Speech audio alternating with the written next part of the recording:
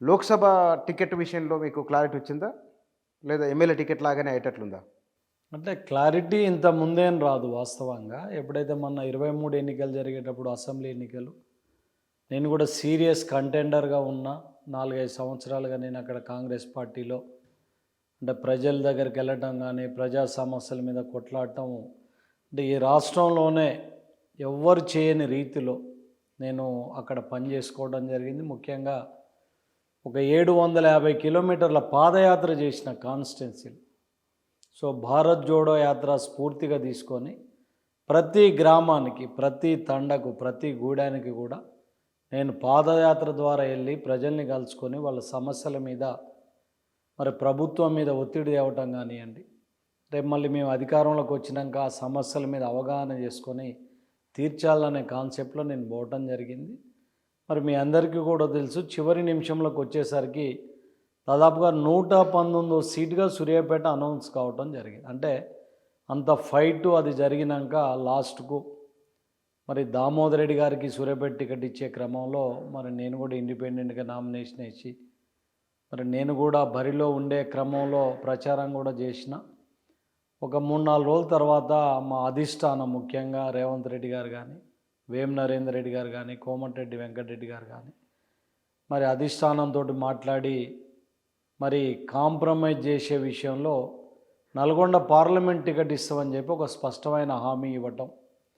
మరి direct KC Venugopal గారు నాకు ఫోన్లో మాట్లాడటం, ఠాక్రే గారు, రోహిత్ చౌదరి గారు, మల్లు రవి గారు నా దగ్గరకు వచ్చి కాంప్రమైజ్ చేసి ఇంకొక 3 నెలలు మీరు ఓపిక పడితే మరి మీకైతే న్యాయంగా ఎమ్మెల్యే సీట్ ఇవ్వాలి, కానీ ఇవ్వలేకపోయినాం, ఖచ్చితంగా రేపు నల్గొండ పార్లమెంట్ ఇస్తామని చెప్పి వాళ్ళు ఒక హామీ ఇవ్వటం. దాని తర్వాత నాకు ఖర్గే గారిని, రాహుల్ గాంధీ గారిని కూడా కల్పించి దాని మీద ఒక స్పష్టమైన హామీ ఇవ్వటం. అంతేకాకుండా ఉత్తమ్ కుమార్ రెడ్డి గారు కూడా రైటింగ్ లెటర్లో రమేష్ రెడ్డి గారికి ఇవ్వండి అని చెప్పి రికమెండ్ చేయటం, దామోదర్ రెడ్డి గారు ఇవ్వటం. ఇవన్నీ బట్టి చూస్తే ఖచ్చితంగా నాకు రేపు పార్లమెంట్ ఇస్తారనే నమ్మకంగానైతే ఉన్నా. ఇవన్నీ చూసిన తర్వాత ఒక నమ్మకంతో ఉన్నారు. సరే, నమ్మడం అనేది నమ్మకపోతే ఏం ఉండనే ఉండదు, అది కరెక్ట్. అది ఈ 10-15 రోజుల పరిపాలన, కాంగ్రెస్ పరిపాలన అనుకున్న విధంగానే వెళ్తున్నట్లు అనిపిస్తున్నదా? అంటే ఒక మాటలో చెప్పాలంటే ఒక అద్భుతంగా జరుగుతున్నది. అంటే మీరు కూడా చూసిన, అంటే రేవంత్ రెడ్డి మీ ఫ్రెండ్ అయినందుక లేదు 20 రోజులుగా, అంటే ఏదైనా మనం మంచిని మంచి అంటాం, చెడుని చెడు అంటాం, రాజకీయాలలో కొంత ఫ్లెక్సిబుల్గా ఉంటాం.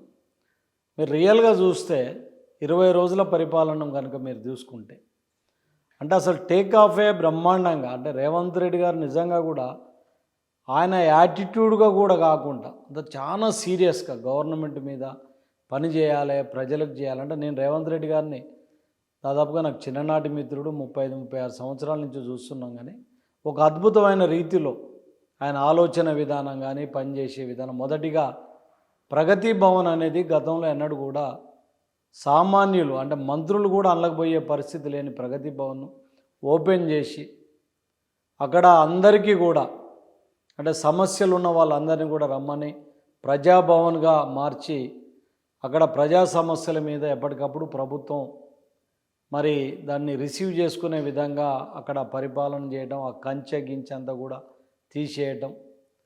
తర్వాత ముఖ్యంగా అధికారులను కూడా చూడండి. జనరల్గా ఎవరైనా ప్రభుత్వంలోకి వచ్చినాక చెప్పు చేతలలో ఉండే అధికారులు కావాలి, మేము చెప్తే వినే అధికారులు కావాలని ముఖ్యంగా ఆయన ఒక ఎజెండాగా పెట్టుకొని జిల్లాలో ఉన్న హెడ్ క్వార్టర్లు అంటే ఎస్పీలు కానీ, కలెక్టర్లు కానీ, ఐఏఎస్లు, ఐపీఎస్లు కావాలని, ఇప్పుడు సిటీ కమిషనర్ కానీ, సైబరాబాద్ కమిషనర్ కానీ, చిన్న అవినీతి మచ్చలేని అధికారులు అంటే ఈవెన్ రేవంత్ రెడ్డి గారు చెప్తే కూడా ఈయనని అధికారులను వేసి నిన్న డ్రగ్స్ మీద కానీ, ఉక్కుపాదం వేయటం కానీ, ల్యాండ్ మాఫియా మీద కానివ్వండి. ఈరోజు అంటే నేను గొప్ప చెప్పడం కాదు, కానీ ఈ 20 రోజులల్లా ఈ రాష్ట్రంలో ఉన్న ప్రతి ఒక్కరు కూడా అభినందించే విధంగా ప్రభుత్వ పరిపాలన నడుస్తుంది. ఇదే విధంగా కనుక జరుగుతుంటే 2 హామీలను కూడా మేము ఇంప్లిమెంట్ చేయడం జరిగింది. ఏదైతే 6 గ్యారెంటీలు ఉన్నాయో అందులో 2 చేయటం, మిగిలినవి మేము చేస్తామని చెప్పటం. రేపటి నుంచి మరి ప్రజాపాలన అని చెప్పి ప్రజల వద్దకి అధికారులను పంపించి మిగిలిన 4 కూడా ఇంప్లిమెంట్ చేసే దాంట్లో ఒక నిబద్ధతోటి, నిజాయితీతోటి ముందుకెళ్తున్నట్టు మాత్రం నేను చెప్పగలుగుతాను.